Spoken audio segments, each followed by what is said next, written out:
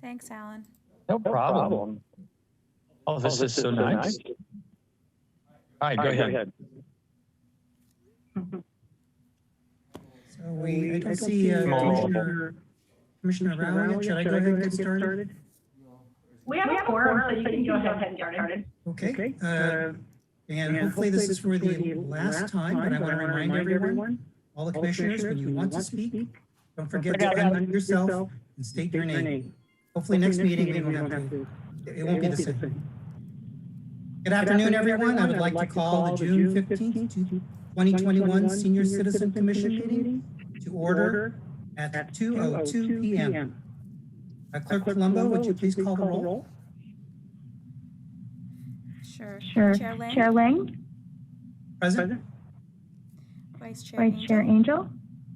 Present. Commissioner Farley. Here. Commissioner Hamlet. Present.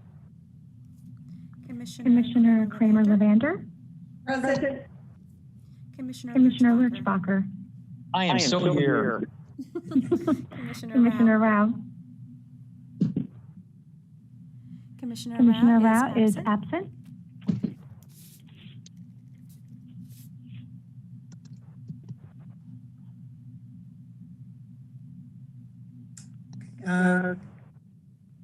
Commissioner Hamlet, would you please lead us in the Pledge of Allegiance? Okay. I pledge allegiance to the flag of the United States of America. and to the republic for which It stands one nation under God, indivisible, with liberty and justice for all. for all. Thank you. Our first guest speaker today is Pam Clinton. She is the Intergenerational Program Coordinator from Aging and Independent Services of San Diego County. Thank you, Pam, for being with us today.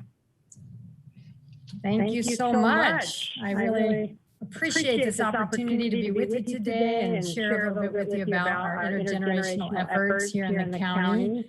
And I'm grateful for your interest. I'm going to try now. Hopefully I've gotten better at this as time has gone by to share my screen.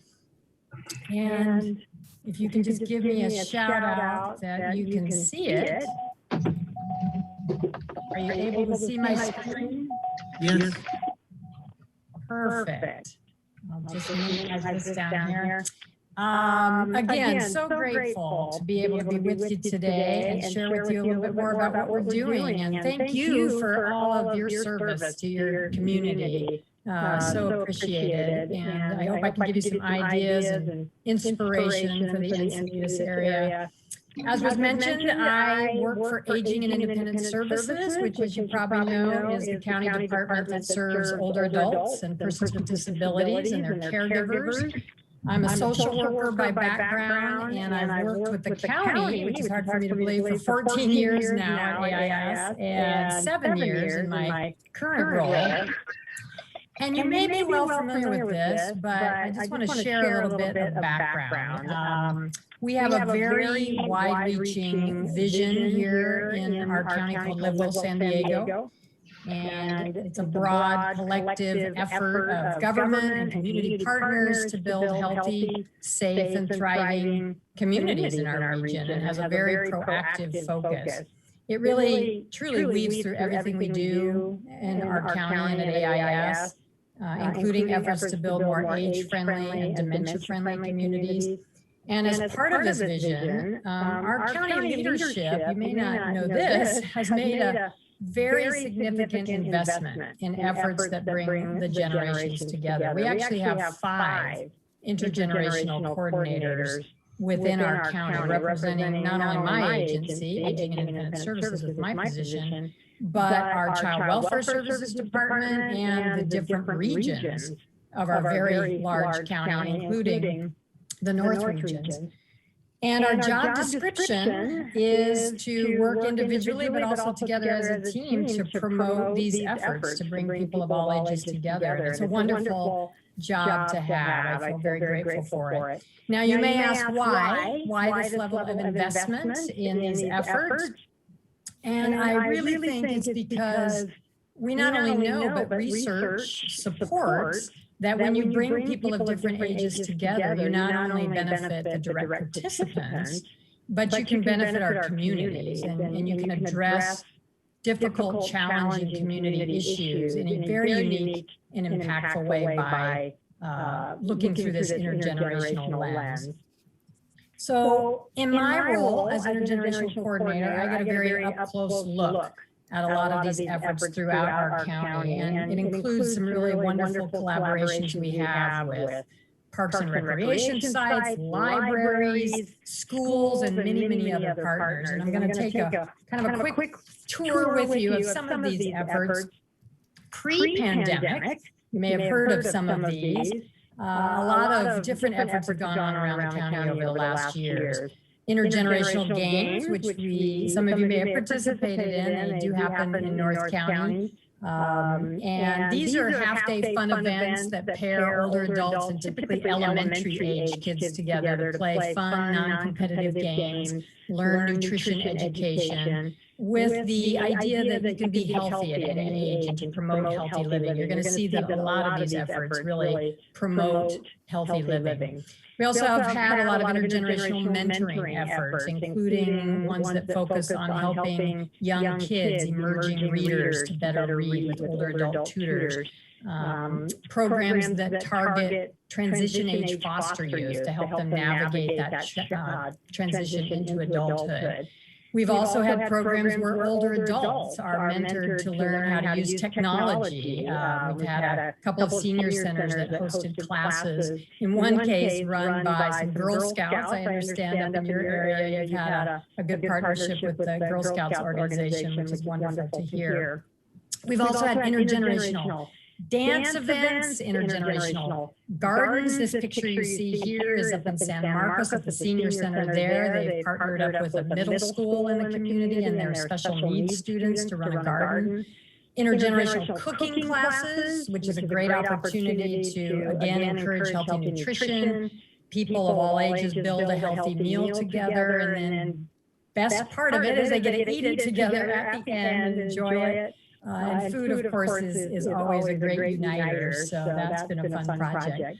Now, you may ask, though, as you hear about these projects, what did you do in 2020? We all faced, obviously, really tough questions in 2020. How do you do these kind of efforts during a pandemic? How do you socially engage when you're supposed to be socially distancing? Those are really good questions, and we had to take a hard look last year of how to think outside the box and make this happen, like all of you have, all of us have. And for us, a huge part of the answer, as it has been for so many, was to tap into the virtual space. So now I want to quickly tell you about some of the virtual efforts that we engaged in starting last year. First, our virtual chat groups. These are activities in which older adults engage in facilitated discussions with young people via Zoom. We've had 4 cohorts so far of this effort, typically involving college students from area universities, but we had one cohort that actually involved high schoolers from a high school in Prague, Czech Republic. So that definitely gave it an international twist, which was neat. And the topics of exploration run the gamut from childhood, mentoring, careers, legacy. You'll see the questions on the screen were some that we discussed in our first session. This has been a very well-received effort. Similarly, we've hosted an IG, or intergenerational book discussion group. This was a partnership with our county library. You've probably heard of the One Book, One San Diego program they run every year that really works to unite our community by everyone having the shared experience of reading the same book. And the 2020 selection was George Takei's They Called Us Enemy, in which he explores his family's experience in Japanese internment camps during World War II. So as you can imagine, this really lend itself to a lot of interesting, relevant discussion over 3 different sessions with some college students and area seniors. We hope to do this again in the fall of this year.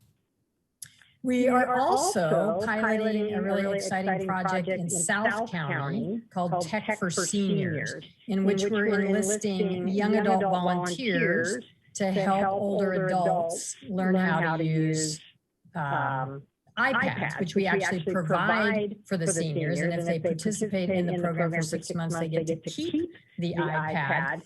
And this project, as you can imagine, is a very important way to bridge the digital divide. A lot of seniors, they don't just perhaps need tech education, but they may not have the funding, the finances to be able to afford a device or afford robust enough internet connection. So the funding for this program comes from a local faith-based community foundation, and part of the committee that's helping spearhead the project is thankfully a technology company. They're the ones that are designing classes for the older adults, learning how to use Zoom, FaceTime, YouTube, all these things we've come to know and love, particularly this last year. Telehealth options as they learn to engage with their healthcare providers, to learn about vision and hearing assistive technology.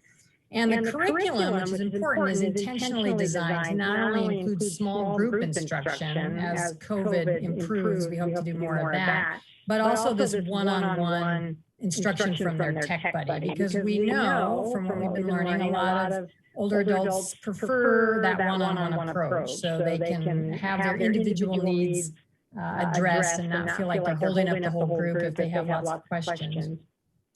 As for the recruitment of the younger volunteers for this program, we're tapping into connections we have with local universities like UCSD, and we're still recruiting. So if you know of particularly college-age students, but we've actually opened it up. We realize that there are many adults, including older adults, who are tech-savvy, that are interested in sharing that and helping others become more tech-savvy. So if you know of anyone or you yourself are interested, I'm going to share my contact information at the end, and would love to hear from you. Also, we hope to continue running all of these virtual efforts, even as the pandemic situation improves, because particularly in the case of the virtual chats, the book discussion group, they're very easy to run from pretty much any site, very little funding necessary. So we hope to continue, and of course also resume some of the earlier efforts I talked about, like the intergenerational games and the cooking classes as COVID does improve. Lastly, I just wanted in my time to share with you another important element of what we do as intergenerational coordinators in our county, and that is our efforts to support kinship families, such as grandparents who are raising their grandchildren. As you may know, there's a growing number of these families in our country for a variety of reasons. A principal reason right now is the opioid epidemic. And these families have a tall mountain to climb, and the county is very committed to supporting them in their journey. We do this in a lot of ways, including educational events. You may have heard of our symposiums that we have for kinship families. We usually have them in August in North County. Obviously, COVID has put them on hold, but we hope to resume them soon. But we've also partnered with our Parks and Recreation Department of the county to host some really fun family enrichment events. Our Parks and Rec partners came up with the idea to have a kinship family camp out, for example, which we have dubbed Gramping. And this is a chance for families, again, who are raising kin, to get together and have a full camping experience with fellow families. It's been very, very popular. We also know that research shows that grandparents who are raising their grandchildren tend to have higher levels of depression and health issues than their peers who are not raising their grandchildren, which is probably not a surprise. So we've also collaborated to have a kinship family pampering event, which we have dubbed Grandpering, in which the older adults can get together and engage in self-care activities like yoga and art therapy while their kids are entertained with kid-friendly activities. And we've partnered with other folks to do everything from day hikes to zoo events, all in an effort to heal trauma, support families, help them strengthen their family bonds through the great outdoors. And it's been tremendously rewarding.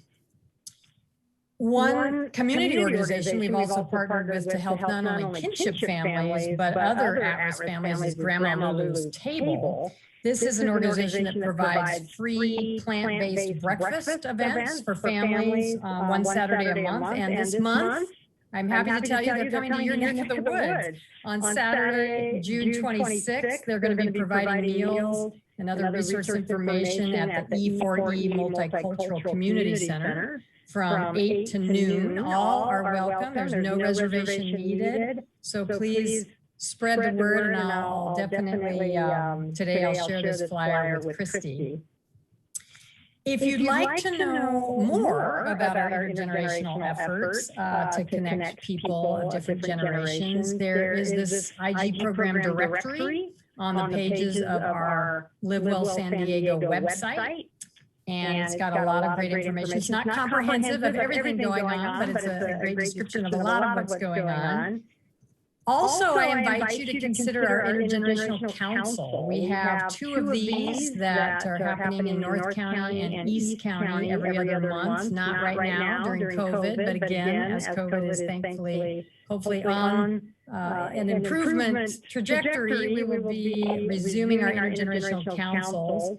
And this is a great chance to share ideas with other people in your area, share best practices, and network. If there are intergenerational efforts you're interested in pursuing, you're looking for partners. And if you'd like to know more, you can reach out to Martha Guzman. She is our North County Intergenerational Coordinator, and she can tell you more. In closing, before I open it up for some questions, I just wanted to kind of sum up our efforts in one sentence, and that's it's all about building livable communities for all ages across the lifespan. Intergenerational efforts can be large scale, they can be small scale, they can involve a lot of people or a few people. It's really just about developing relationships. One of the community centers we work with in Spring Valley, they have kids that come on site for daycare and seniors that come on site for various activities. And sometimes they just have the seniors go join the kids for lunch or do a show and tell. The older adults can talk about some interesting experiences they've had in their life and share different artifacts from those experiences. So it doesn't have to be a large scale, expensive project. And I want you to know that this is my contact information. I'm more than happy to talk with any of you. If you want to share ideas, get information. I know, for example, Christy told me that you are working on some efforts to gauge the interest of intergenerational efforts in your community. And I shared with her a questionnaire that we've developed that can be edited just for that purpose, to kind of find out, are people interested in this? And if they are, what types of activities would they be interested in? So please feel free to reach out to me if I can be of help in your efforts. And with that, I will stop sharing my screen and open it up for any questions in my remaining time that people might have. Thank you so much. Thank you, Pam. Commissioners, any questions? This is Commissioner Hanlon. I just love the Tech for Seniors idea, and I wondered if you have hopes of expanding that to North County as well. We definitely do. Thank you for asking that. This project is a pilot, so this is the first time something like this has happened, and our partner in it is a collaborative of South County senior service providers called SOCAN. And you have an equivalent here up in North County called NORCAN, you may have heard of them. So we would love to see this replicated, and we're doing evaluation with it so that we can show to the foundation pre and post test. Are we moving the needle on social isolation? Are we moving the needle on their knowledge of technology? And so when we can show those results to other funders, hopefully we can bring it to your area. That would be awesome. Great. This is Commissioner Ling. Is there a, following up on Commissioner Haywood's question, is there a way for us to get involved or at least get some input on what's going on with programs like that for the Senior Citizen Commission? Absolutely. I would invite you. I think the primary way right now would just be to reach out to me, email me if you have ideas, if you'd like to chat, share ideas of what you'd like to see in your community. We have some resources we can bring to bear through the county, but we also are all about, helping you partner with others to make these things happen on whatever scale. So yeah, at this point, reach out. Feel free to reach out to me if anyone would like to give input. Okay. And again, you had mentioned that there is actually a pretty good amount of funding for the county's intergenerational program. So some of that potentially could get channeled into North County and Encinitas.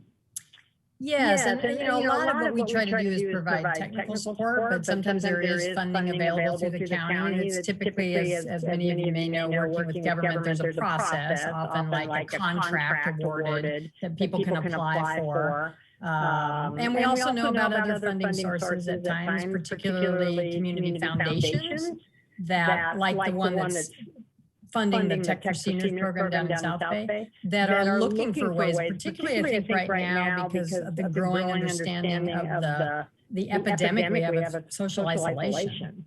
And there's a big push, I think, and because it's so detrimental to people's health, to try to have activities that target that. So yes, we certainly can also explore financial support for these efforts. Any other questions? Thank you again, Pam, for presenting to us today. Thank you so much for your time and again for all of your efforts. Have a great summer. Take care. Bye-bye. So we had a presenter from Encinitas Youth Commission, but she's unable to make it today. So we will reschedule and we'll hear from them in a future meeting. Moving on. Oral communications. Are there any public speakers today who wish to address the commission? There are none. There are none. And are there any changes in today's meeting agenda? There are none. There are none. Okay, so let's move forward to approval of last meeting's minutes. Are there any changes to the May 18th, 2021 meeting minutes? Anyone wants to make any changes? Is there a motion to adopt the May 18th, 2021 meeting minutes? This is Commissioner Hanley. I will make a motion that we approve the May 18th, 2021 meeting minutes. Okay, Commissioner Hanley moves to approve. Is there a second to the motion?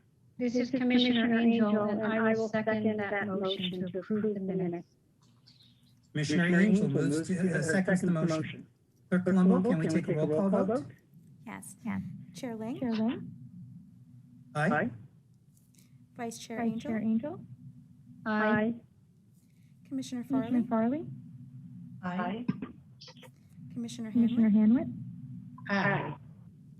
Commissioner Commissioner Kramer Kramer-Levander? Aye. Commissioner Commissioner Lurchbacher, Lurchbacher? Yes, aye. Commissioner Rao. Commissioner Rao? Aye. Motion passes approving the May 18, 2021 minutes. Thank you. Next, item 8, action item, Senior Citizen Commission, annual work plan review. So let's take a look at that.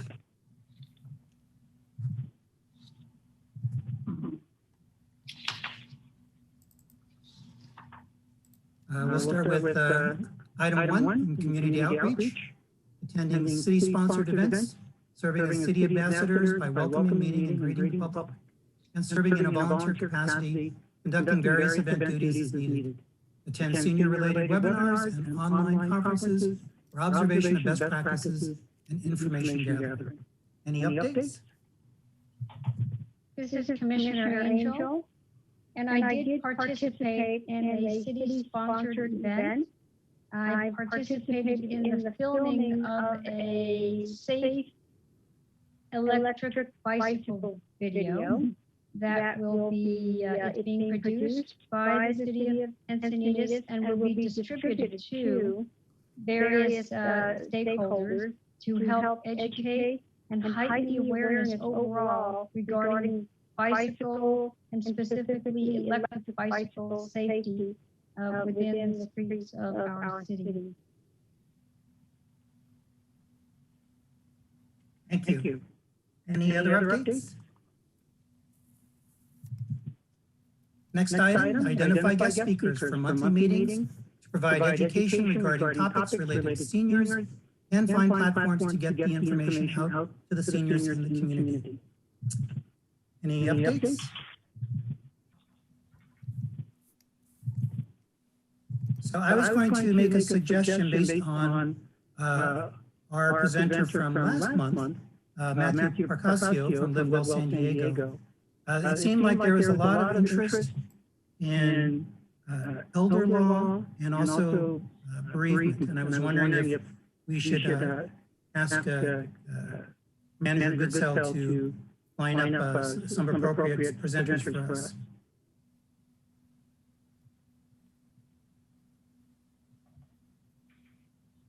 Based on the request last month, I went ahead and moved forward and invited David Schwartz from Elder Law and Advocacy, who is a staff attorney, to be at the next meeting, and he graciously accepted that.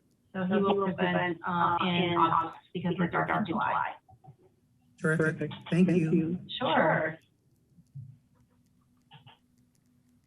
Item 3, direct marketing of safety-related messages to senior citizens, COVID-19 best practices for re-entering the community, as well as advocate for the prevention of elder abuse, scams, and fraud. Any updates?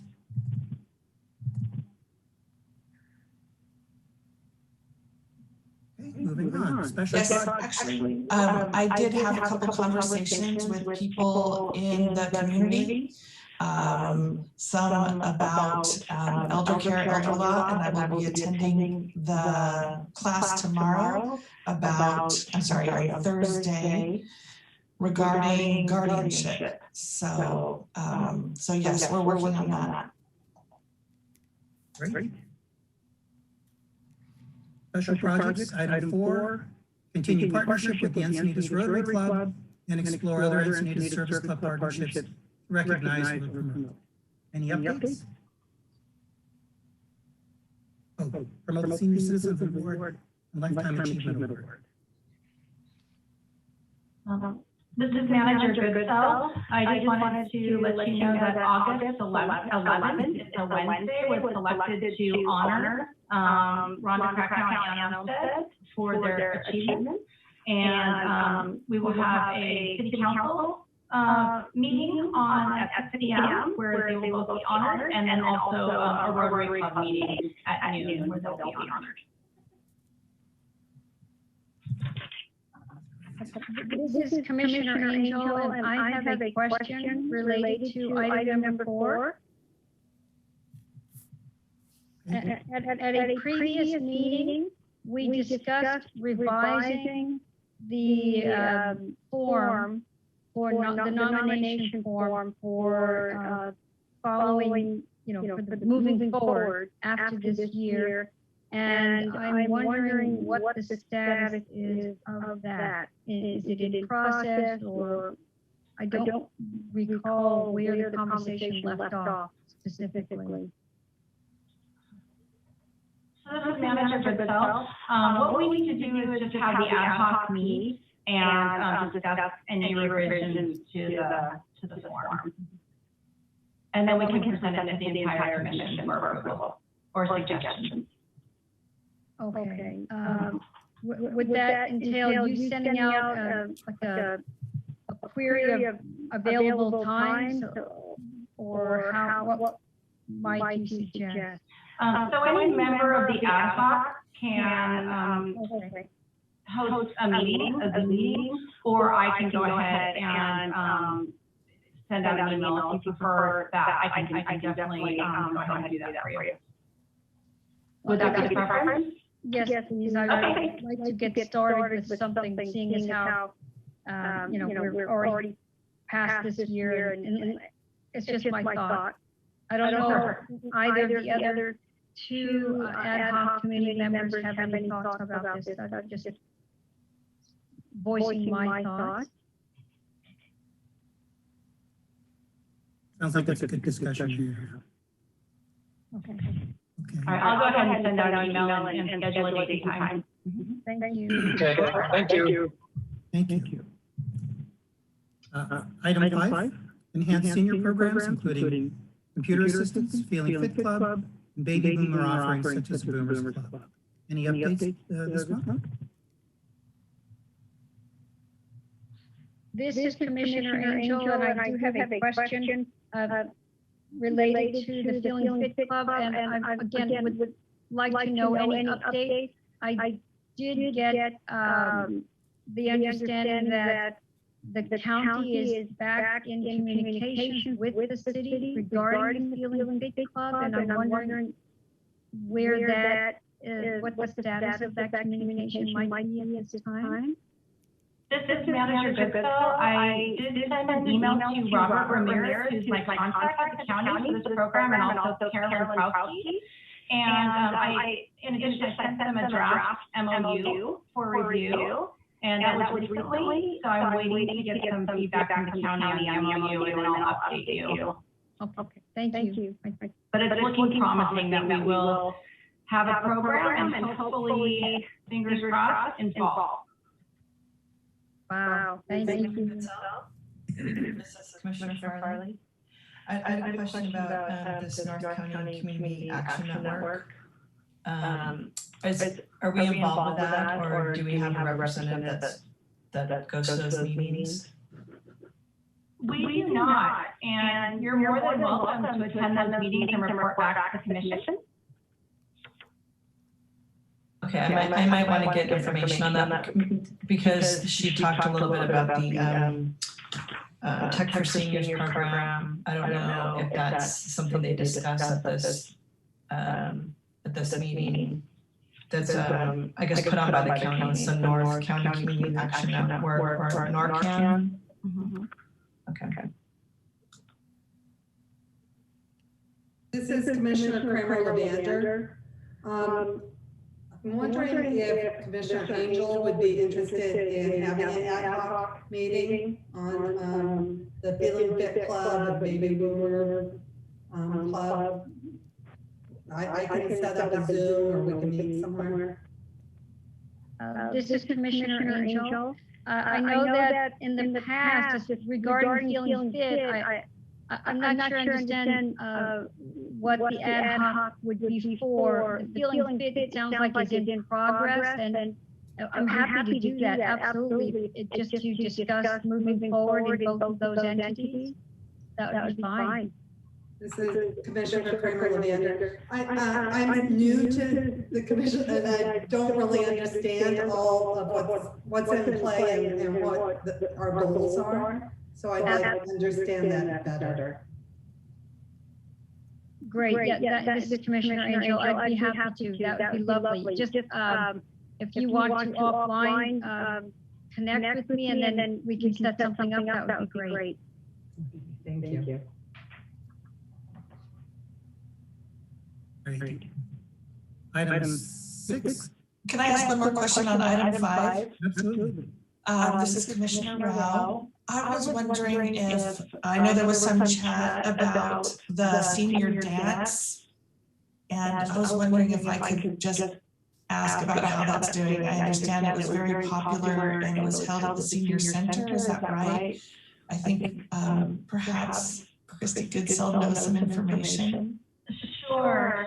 So we are looking to start offering the space to the Encinitas Rotary starting next Wednesday for the senior Rotary dances on a weekly basis.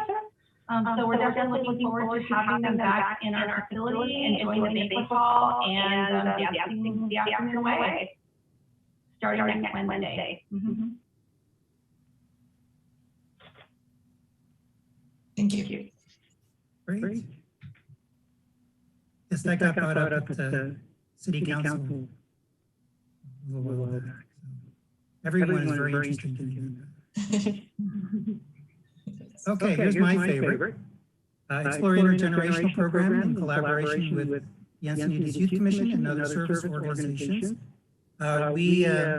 We did have a call with the youth commissioners and their program management staff, and put together a plan to create a survey. The initial discussion was really trying to take advantage of the skills of the youth commissioners, and one of them had offered to do this using Google Forms, but I think from a city perspective, they would rather standardize to SurveyMonkey. So we're going to take that draft survey that needs to be reviewed by staff, and then sometime probably in the early fall, I hope, we'll have a chance to roll that out into SurveyMonkey and do the survey that we've been talking about. Any questions or other updates? All right, item 7, explore practices and policies of other jurisdictions in the county and at the state level to identify how senior health care, safety, referral services, social services, mental health, wellness, homelessness, and other issues of aging are being addressed. Any updates, please? This is Commissioner Hamlet, and I have a little paragraph from the Archstone Foundation newsletter that has some updates about the Governor's Master Plan for Aging, which I wanted to share with you. Sometimes they pass these things and then you have no idea if anything is really happening, but this is kind of an exciting paragraph. So if it's okay, I'd like to just read it to you. It said, Governor Newsom's May budget revision was a critically needed and concrete commitment to aging services and his administration's master plan of aging. The May budget revision includes funds for a wide range of aging services, infrastructure, and programs, including those designed to connect people to the healthcare and social services they need.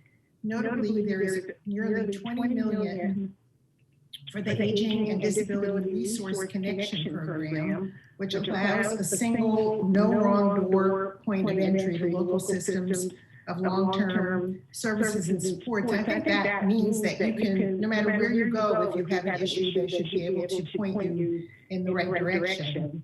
There's also $2 million in new funding above the $13.6 million currently budgeted to modernize the Medicare Options Health Insurance Counseling and Advocacy Program, which provides no-cost counseling to help individuals and families access needed Medicare and long-term care support. So I thought that was a pretty positive happening, and wanted to share that with you. Thank you. Work action item 8, research grant opportunities for Encinitas senior programs and submit proposals as needed. Updates?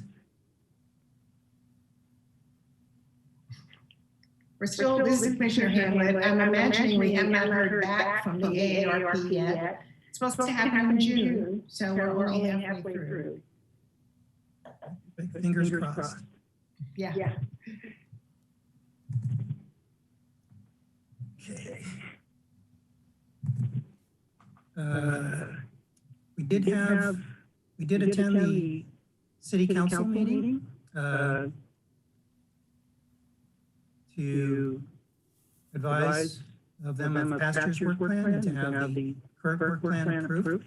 It was on the consent calendar, so it didn't really come up, but certainly there was a lot of discussion about senior deals.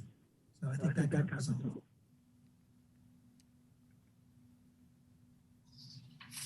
Okay, let's move on to item 9, informational items. This is Manager Goodsell will present the department updates and senior center operations report for this month. Thank you, Shirley. The city is working on electric bike education for all ages in a partnership with the San Diego County Bike Coalition. And there will be a Zoom bicycle-friendly driver course that's held on June 29th from 11 a.m. to 12:30 p.m. And you'll learn the road rules as they apply to both cars and bicycles in this hour-and-a-half long class. You'll learn how to drive legally and respectfully as you share roadways with people on bikes. This class is aimed at drivers who are 55 and older, but all ages and abilities are welcome. The program is free, however, registration is required by visiting sdbikecoalition.org. Again, that's sdbikecoalition.org. I'm excited to announce that the Encinitas Community and Senior Center is open to the public as of this morning. After a year and 3 months, so very good news. The center is open with limited hours and abbreviated programming. Senior pool room is available for open play as well as the computer lab and congregate dining. The center is also hosting kids summer camp, open gym, and some pickleball play. Also, the new patio space and outdoor fitness equipment are available for those to enjoy. And additionally, like I mentioned earlier, the Rotary rental will begin next week on Monday. So we're looking forward to that. And then normal center hours of operation will resume on Tuesday, July 5th. There were 914 meals provided during the senior nutrition program in May. And 74 participants registered for the senior virtual program, along with 24 participants registered in the Silver Age yoga class held at the Carter Sports Park on Mondays. So staff is working diligently on gradually bringing senior programs back to the center, and we expect to be back to normal programming levels in the fall. As I mentioned also earlier, I've reestablished contact with the county and FSC on the Filling Fit program, and we're just waiting for the county to review the draft MOU, and hopefully we can move forward on that program. And then finally, we're working on some indoor and outdoor classes for the Silver Age yoga program. So that concludes my May report. Do you have any questions for me? All good news, thank you. Item 10, Commissioner Member Initiated Agenda Items. Are there any Commission Member Initiated Agenda Items today? No? This is Commissioner Rao. I just wanted to point out that today is Elder Abuse Awareness Day. So seems relevant to our group. Thank you. Item 12, Commission Reports. This is our roundtable for all the commissioners. Does anyone have any information to share regarding senior citizen related topics? This is Commissioner Hanway. I attended a couple of interesting workshops. One on May 20th was the Elder Justice Want to Learn Ombudsman Services of Contra Costa Solano and Alameda. And it was about the rise of violence against Asian Americans, which certainly raised my level of awareness about all the challenges. And then on June 7th, I attended about 4 or 5 sessions of the Health Equity Summit, which actually I thought it was going to include equity regarding age, but it was mainly on racial and gender disparities, but in my mind, the disparities are there for elder population as well. So it was very interesting. That's it. Thank you. Anyone else? Carolyn? Yes. I just want to go back just to make sure, were there any future agenda items by commission members with consensus of 2 or more commissioners that you would like added to the next meeting? Yes, thank you. And if not, we can go back to commission reports around roundtable. Thank you. I missed that. Oh, Are there any future agenda items that commissioners would like to add? No? Thank you. Any other commission reports?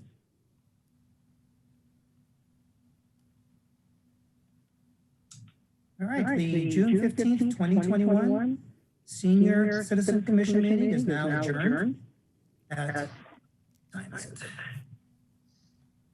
2:46. And as a reminder, for July, there is no meeting, and the next Senior Citizen Commission meeting will be in person at City Hall on August 17th. So see everyone there. Thank you. Yay. Thank you all. Goodbye.